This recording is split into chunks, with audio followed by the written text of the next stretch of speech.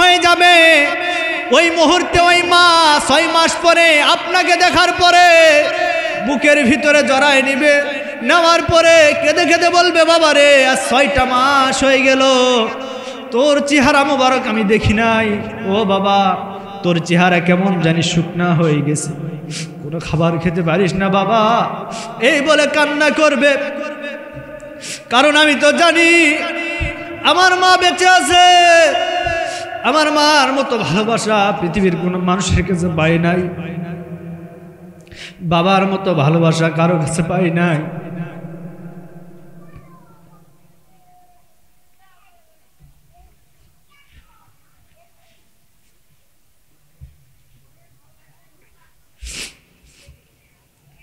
সম্মানিত ভাইরা আমার, যাদের বাবা চলে গেছে, মা চলে গেছে, পায়ে হাত ধরে বলি, এ সন্তানেরা মাকে মহব্বত করো, ভালোবাসো। মা চলে গেছে, বাবা চলে গেছে, আর কোনোদিন ফিরে পাবা না, কিন্তু তুমি তো 2 হাত তুলে দোয়া করতে পারো। আজকে সুন্দর স্ত্রী পাওয়ার পরে, আজকে শ্বশুর শাশুড়ি পাওয়ার পরে, যে মাকে তুই লাথি মারলি, যে মাকে গালিগালাজ করলি, একটা বার চিন্তা করে দেখলি না দুনিয়াতে নিয়ে আসার পিছনে ওই মা তোর জন্য কত কষ্ট করেছে, কত রাত জেগেছে, কত রাত ঘুমাই না। মার গর্ভে যখন ছিলি 6 মাস বয়সে মার পেটের ভিতরে একটা ঘুঁটা মেরেছিস, রাত্রি 12টা বেজে গেছে, মা ঘুমাইতে পারে না, বিছানা থেকে দাঁড়িয়ে হাঁটাহাঁটি শুরু করে দেয়। এই মা আরো কত কষ্ট করে, মা খেতে বসেছে, মার কোলের ভিতরে প্রস্রাব পায়খানা করে দিয়েছি, এমন সময় মা রাগ করে আমাদেরকে কোল থেকে ফেলে দেয় নাই, বরং নিজের প্লেটটা সরায়া ওই মা আস্তে করে আমাদেরকে পরিষ্কার করে দিয়েছে। এ যুবক ভাইরা, আজকে সেই মাকে কেমনে ভুলে গেলি? মার খেদমত করো, মাকে সম্মান করো, মাকে ইজ্জত করো। মাকে সম্মান করলে আপনার সংসারে বরকত আসবে, আপনার ইনকামে বরকত আসবে। এমনকি মা যদি একটা দোয়া করে দেয়, আপনার কোনো দিন অভাব অনটনে আপনাকে আক্রমণ করবে না। ইমাম গাজালি রহমতুল্লাহ আলাই এত বড় আল্লাহর ওলি হওয়ার পিছনে তার মার দোয়া ছিল সবচাইতে বেশি। ইমাম গাজালি রহমতুল্লাহ আলাই তিনি বলেন, আমি আল্লাহর ওলি এমনি হই নাই, আল্লাহ আমাকে এই পাওয়ার এমনি দেয় নাই, আমার মা আমার জন্য দোয়া করেছে, আমার মা আমার জন্য কত কষ্ট করেছে। ইমাম গাজালি রহমতুল্লাহ আলাই বর্ণনা করেন, আমি এমনি হই নাই, মায়ের জন্য আমি কি করেছি এবার শোনেন। ইমাম গাজালি রহমতুল্লাহ আলাই বলেন, আমি যখন আমার মায়ের কাছে যেতাম, মার চেহারার দিকে আমি তাকায় থাকতাম, আর মনে মনে ভাবতাম আমি শুধু মার চেহারার দিকে তাকাই নাই, বরং আল্লাহর কাবার দিকে আমি তাকিয়েছি। সুবহানাল্লাহ কোন আমার ভাইরা, এই জন্য নবীজি বলেন, কোন মানুষ যদি মা বাবার দিকে রহমতের দৃষ্টিতে একটা বার তাকাইতে পারে, রব্বুল আলামিন ওই মা বাবার দিকে তাকানোর কারণে কবুল হজের সওয়াব তার আমলনামায় দান করবে।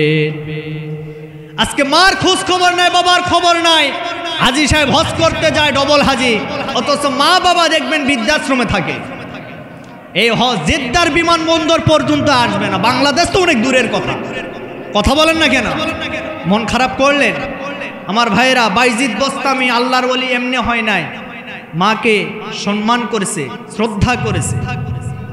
মা রাত্রিবেলা পানি খেতে চেয়েছে, বাইজিদ বোস্তামি রহমতুল্লাহ আলাই পানি নেওয়ার জন্য বাহিরে গেছে, ওই বাহির থেকে তখন ঘরে এসেছে, আসার পরে দেখে তার মা বিছানায় ঘুমে চলে গেছে। সারা রাত পার হয়ে গেছে, ফজরের ওয়াক্তের সময় মুয়াজ্জিন সাহেব আজান দিয়েছে, মার কানে আজানটা শোনার পরে মার ঘুম থেকে জাগ্রত হয়ে মা দেখে তার কলিজার টুকরা সন্তান গিলাস নিয়ে, পানির যে পাত্র ছিল ওইটা নিয়ে তার সামনে দাঁড়িয়ে আছে। সেই দিন মা দোয়া করেছিল, বেটারে আমার জন্য আজকে এই রাত্রিতে কষ্ট করলি, যা আমি তোর জন্য দোয়া করলাম, জামানার সবচাইতে বড় আল্লাহর ওলি যেন তোকে আল্লাহ বানায় দেয়। মার দোয়া নেন, মার দোয়া নেন, মার খেদমত করেন, মাকে গালি দিবেন না।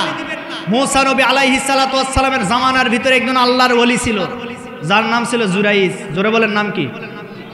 এই জুরাইস আল্লাহর ইবাদত করত। ইবাদত করতে করতে এক পর্যায়ে মা 3টা দিন তার দরজার সামনে গিয়েছিল। যাওয়ার পরে ডাক দিয়ে বলেন, বেটা জুরাইস। মা সন্তান কথা শোনে না, নামাজের মুসল্লায় দাঁড়িয়েছে। এরকম 3 দিন। তৃতীয় দিন মা যখন গেট থেকে ঘুরে বাড়িতে চলে যাবে, এমন সময় মা দোয়া করেছিল, বদদোয়া, যে আল্লাহ আমার সন্তানকে আজ 1টা দিন নয়, 2টা দিন নয়, 3টা দিন ডাকলাম, আমার কথা শুনলো না।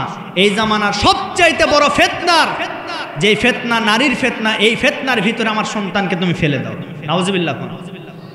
মার দোয়ার সাথে সাথে কবুল হয়ে গেছে, মার দোয়ার সাথে সাথে কবুল। ওই জামানার সবচাইতে বড় ফিতনা ছিল একজন বেশ্যা মহিলা, সেই মহিলার ফিতনায় জুরাইস পড়ে গেছে। আমার ভাইরা, অনেক লম্বা ঘটনা, বলবো, কষ্ট হচ্ছে আপনাদের? এই যে জুরাইস, এই জামানার সবচাইতে বড় আল্লাহর ওলি, তারপরে ওই জামানার সবচাইতে বড় ফিতনার নাম ছিল মহিলার ফিতনা। বেশ্যা মহিলার কবলে সে পড়ে গেল। একদিন একটা মহিলা এসে তার দরজার সামনে বলে, জুরাইস তোমাকে আমার খুব ভালো লাগে। তো ভালো লাগে, আমি কি করতে পারবো? বলে আমার সঙ্গে কিছু কাজ করতে হবে, আমি তোমার সঙ্গে থাকতে চাই। নাউজুবিল্লাহ। আমি তোমার সঙ্গে থাকতে চাই। বলে থাকতে চাও মানে? না, আমি তো এই কাজ করতে পারবো না। বলে পারবে না? বলে না।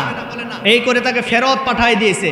ওই মহিলা রাগ করে অন্য একটা পুরুষের সঙ্গে মিলামিশা করে তার গর্ভের ভিতরে সন্তান নিয়ে এসেছে। নিয়ে আসার পরে এলাকার ভিতরে হইচই পড়ে গেল।